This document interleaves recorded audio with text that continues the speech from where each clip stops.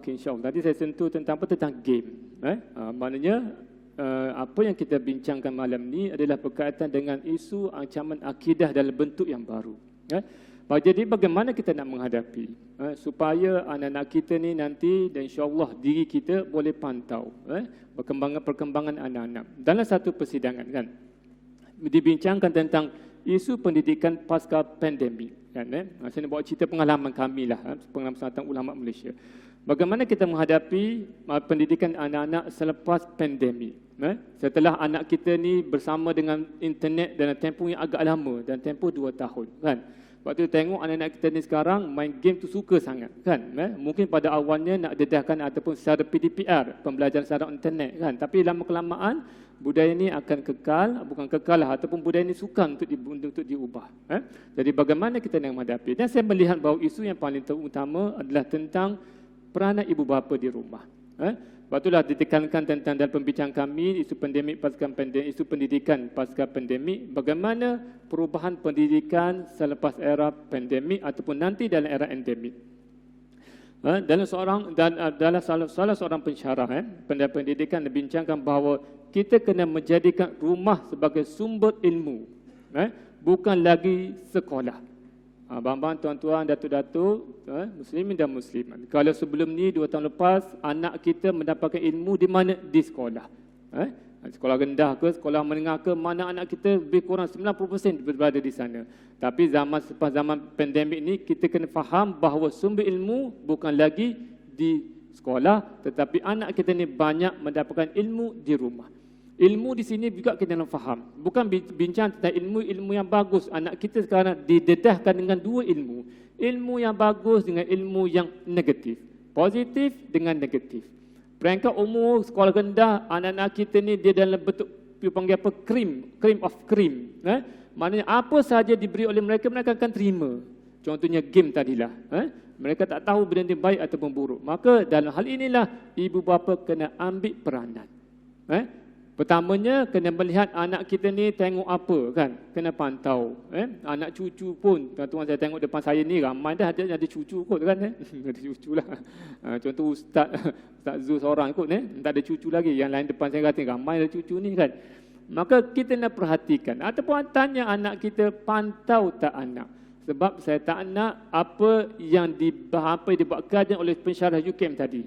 7 hingga 8, 10 anak lelaki melihat gambar porno. Kita tak nak macam tu. Maka ilmu pendidikan akidah kena faham. Dan paling penting pemantauan tu daripada ibu bapa semua. Maknanya anak kita ni dapat ilmu di rumah pun mereka akan dapat kan. Dan yang kedua, apa peran ibu bapa? Ibu bapa sebagai frontliner kepada pendidikan anak-anak, bukan lagi guru. Kalau dulu ni kita bagi guru kan, anak belajarlah dengan ibu bapa, dengan guru. Tapi sekarang ibu bapa pun ada peranan yang amat besar. Maknanya dalam memilih anak kita ni berapa jam boleh tengok internet kan, kena pantau. Anak cucu kita ni apa yang dia tengok historinya. Anak cucu kita sekarang dah boleh dah beli history, dia dah cepat delete kan. Maka ada satu sistem. Kalau kita search kat internet, bagaimana memantau anak-anak melalui sistem internet. Dah ada sistem dah. Sebab ramai dunia pendidikan di luar sana pun dah juga bincang bagaimana nak mengatasi anak-anak dalam dunia gadget. Maka dah ada sistem. Maka kita kena search lah, cari beritahu anak kita bagaimana nak pantau pengguna internet anak cucu kita. Sebab di internet tu dunia amat luas kan, kita tak terfikir bagaimana kan. Baik. Yang paling penting adalah kita juga kena faham. Dibuat kajian bahawa kita ni anak sekolah rendah, kita ni amat menitik berat. Orang panggil saya orang Kelantan. Orang panggil kalau anak sekolah rendah ni kita ambil cara. Ambil cara ni maksud apa? Kita ambil berat sangat untuk anak sekolah rendah. Kita tahu banyaknya belajar apa peringkat sekolah rendah. Mana aspek pendidikan agama kita tekankan, namun di peringkat sekolah menengah kita lag sikit. Mana sekolah menengah ni kita kadang-kadang bila lebih lagi kalau anak kita dah habis dah mengaji Quran, khatam dah kan. Maka sekolah menengah ni kita pun alah tak apalah sebab dia dah habis dah mengaji Quran kan. Kadang-kadang kita ambil lenga je ataupun buat ambil remeh. Maka kita tak tekankan sangat anak sekolah menengah ni. Sedangkan anak sekolah menengah itulah cabarannya lagi besar. Tak semestinya walaupun anak kita sekolah rendah dah hebat pendidikan agama, contoh dapat UPKK mumtaz kan, tak menjanjikan bahawa di sekolah menengah pendidikan agama juga mumtaz. Itu yang kita kata lag di sini. Sekolah rendah, ibu moden amat ambil berat tentang pendidikan sekolah rendah. Tapi bila sekolah menengah ada gap di situ. Bila pula nak tekan bulan Ramadan, barulah sibuk cari mengaji kutubak, mengaji Quran ataupun baca Quran saja, tak mencukupi ilmu Islam ataupun ilmu akidah, hanya baca Al-Quran bulan Ramadan. Maknanya kena anak-anak kita ni kena juga bawa datang masjid sikit-sikit, jarang-jarang kan. Kalau setiap Jumaat ataupun setiap hujung minggu kita boleh bawa anak cucu pergi makan kat luar, kat restoran hebat kan, jamuan-jamuan sedap-sedap, apa salahnya? Sekali seminggu bawa anak kita datang masjid dengar kuliah. Lebih-lebih lagi kuliah tentang akidah. Supaya anak kita ni, sebab kita sekarang tak mampu, 24 jam tak mampu nak kontrol anak-anak.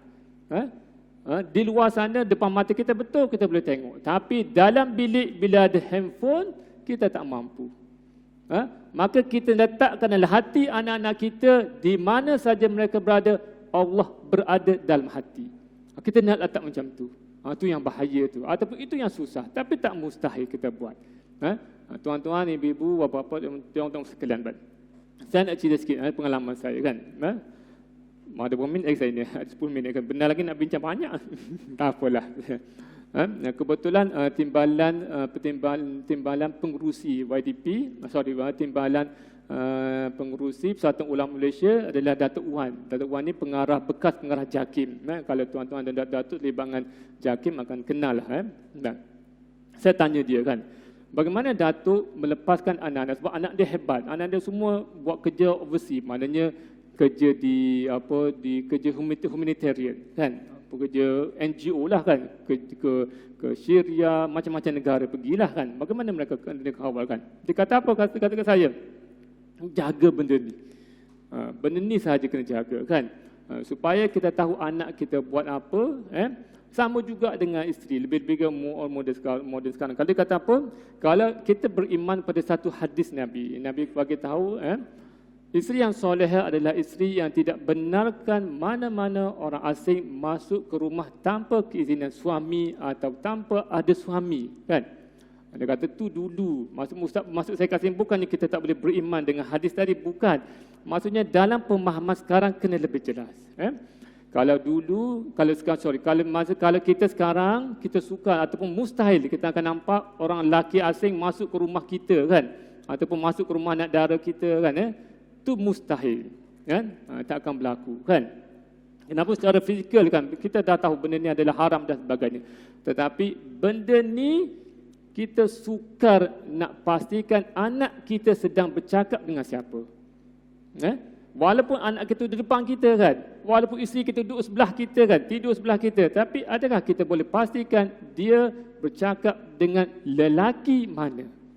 Kalau dulu kita boleh tahu sejeput kan, ataupun seketul masuk rumah kan, tapi sekarang tak boleh. Maka kena pastikan ataupun sekurang-kurangnya kita tahu password anak kita. Untuk apa? Untuk kita memahami dan kita tahu apa yang mereka sedang bincang, dengan siapa mereka bincang. Sebab dunia sekarang adalah dunia teknologi. Lagi pula anak-anak kita ni boleh cakap bahasa Inggeris kan.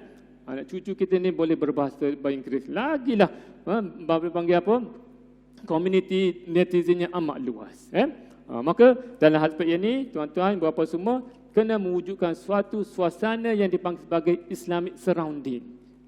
Support system tu kena kuat kan, supaya macam tadi kan, sebab kita tak tahu apa yang anak kita tengah bincang, apa yang anak kita sedang melalui internet pun kita tak tahu. Kita sebut contohnya hari ni kita duduk bincang bab akidah kan, tetapi benda ni duduk depan dia je kan.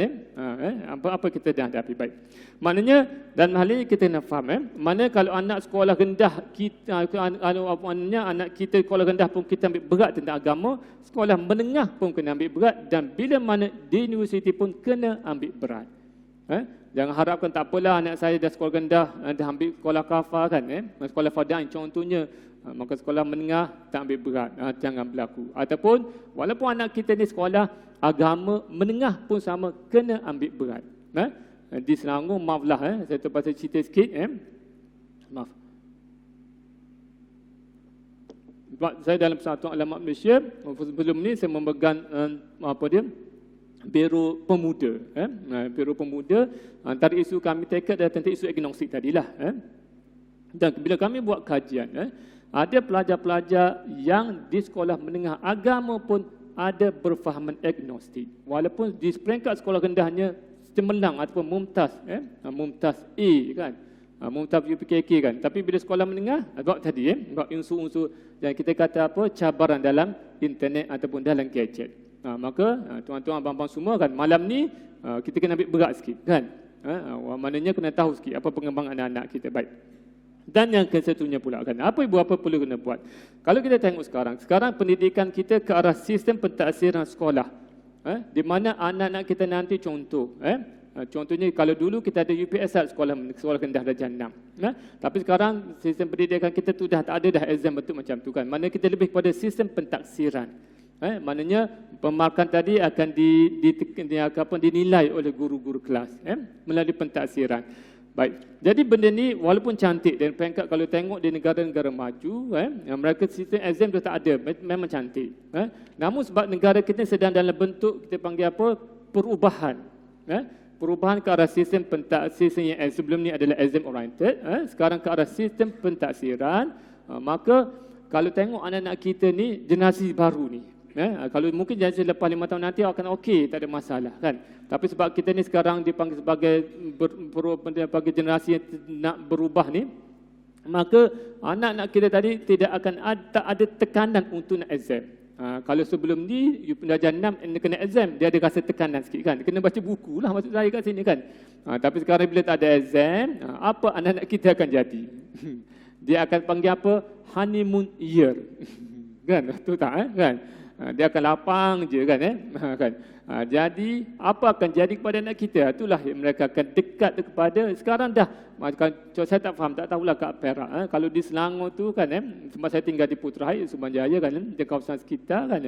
Anak-anak ni memang tak pergi dah fizikal, tak ada dah kalau kita kat kampung tu main bola kan, main sungai kan dan sebagainya. Tapi sekarang dia main bola juga, tapi main bola dalam handphone kan. Maknanya pengawalan internet tu amat penting untuk kita semua. Sebab bila tidak ada tekanan, maka anak kita pun akan suka main gadget atau main game dan sebagainya kan. Maka pentaksiran, maka ibu bapa kena buat pentaksiran sendiri. Baik. Dan yang terakhirlah saya fikir, pendidikan informal, pendidikan informal lawan pendidikan formal. Maknanya pendidikan informal dan pendidikan formal.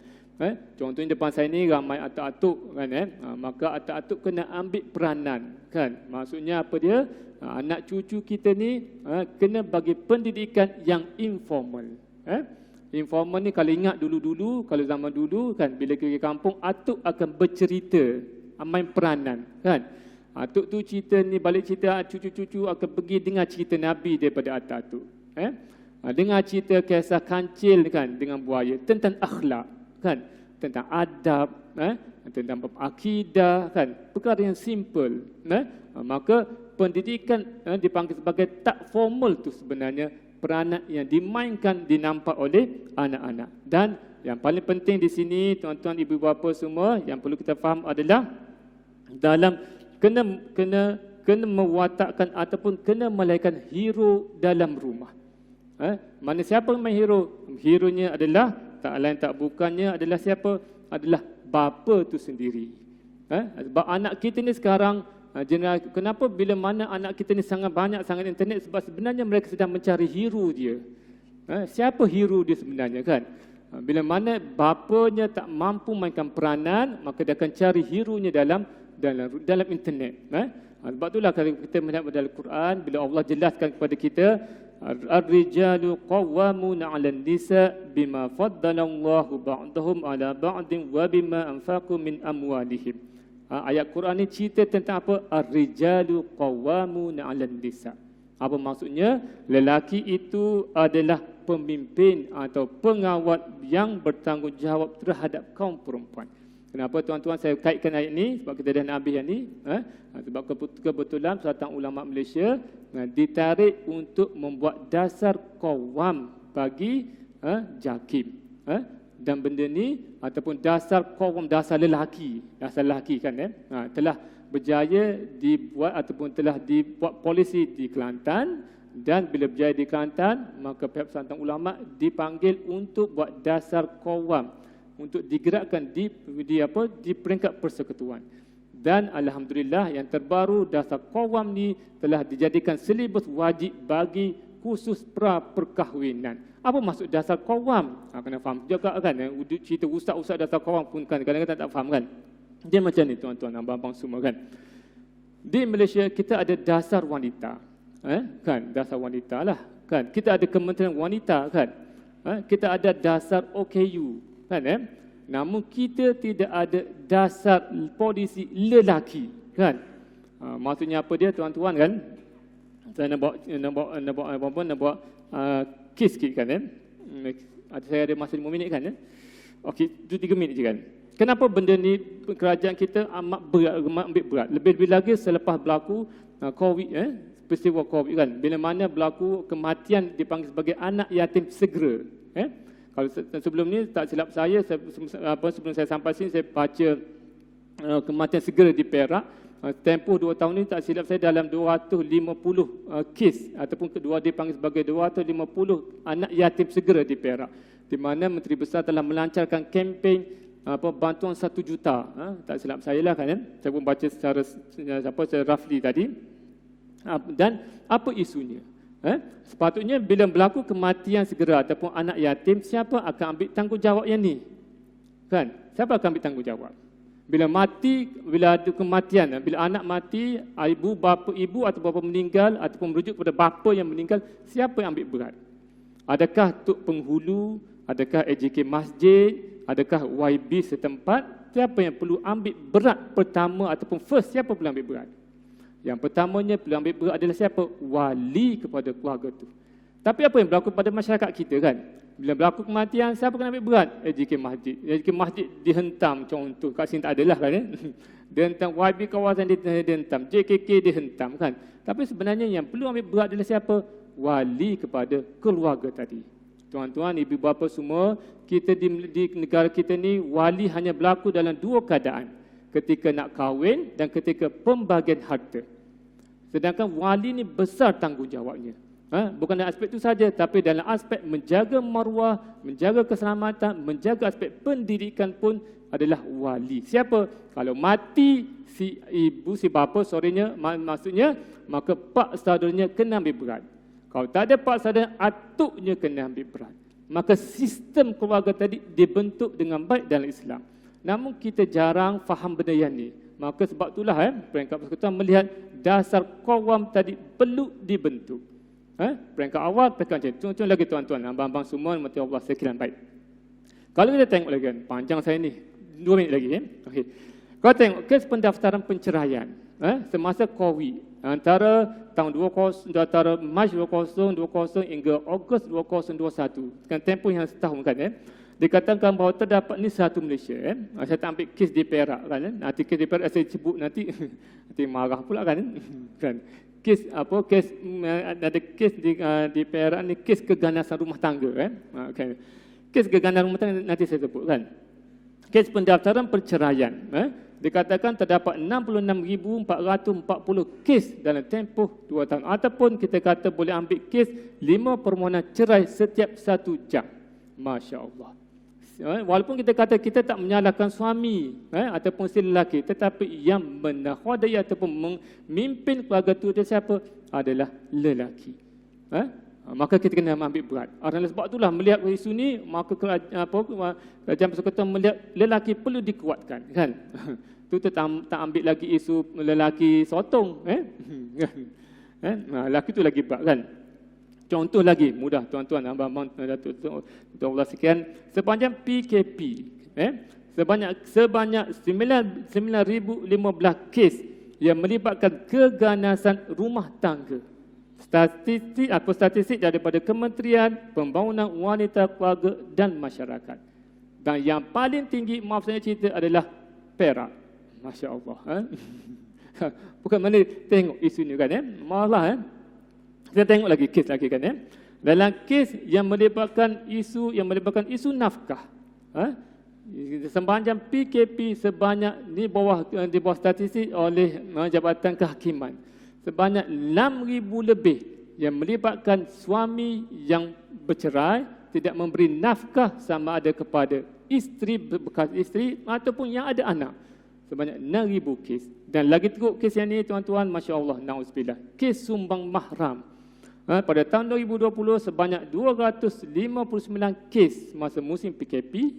2018 hingga 2019 sebanyak 825 kes sumbang mahram. Maknanya rumah tu tak masuk lagi kes yang dipanggil sebagai kes faraid, kes hadanah, melihat masalah kepada lelaki. Ibu-ibu jangan pula, ustaz malam ni sukalah ustaz sebab seorang perempuan. Tetap maknanya sekarang adalah di mana kita perlu, seperti yang saya cakap tadi, anak-anak perlu, mereka sekarang mencari hero dalam keluarga. Bila mana suami atau bapanya tidak menjadi hero, maka anak-anak akan carilah hero-nya dalam internet, hero-nya dalam gadget, dan sebagainya. Bila mana Allah jelaskan bahawa tentang rijalu qawwamuna 'alan nisa, apa maksud dikatakan sebagai qawwam? Qawwam ni bermaksud apa dia? Bermaksud seorang lelaki yang bertanggungjawab, yang mengambil berat, memenuhi keperluan, mengurus, prihatin, memimpin, mengawal, dan paling penting adalah memberi pendidikan dan menjaga maruah ahli keluarganya. Itu paling penting, maruah keselamatan. Keselamatan malam ni kita merujuk tentang akidah keluarganya. Maknanya kita jangan letak betul ustaz, ustazah kat sekolah, kat masjid, tetapi yang seperti yang saya cakap tadi, pada zaman pendidikan pandemik ini adalah ibu bapa adalah frontliner dalam aspek pendidikan akidah keluarga.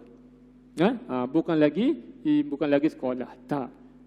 Jadi kita melihat pada isu paling penting, isu akidah. Kita mungkin dah dedahkan dengan isu-isu yang berbagai, tapi apa tindakan kita dalam menghadapi isu akidah? Jadi saya rasa itu saja perlu kita bincang. Malam ni lebih kepada lontaran idea ataupun lontaran perbincangan kita. Apa yang kita nampak adalah isu-isu berkaitan ni lebih kepada isu pemikiran.